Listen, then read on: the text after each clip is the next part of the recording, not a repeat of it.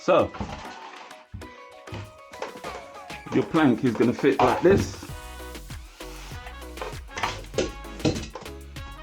So to mark here, you turn it around and you make it up to the wall there.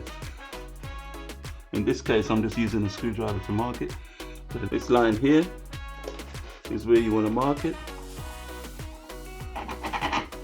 So I'll take my square and I'll put it here. You see it's in line with that line there. Now we turn it back around,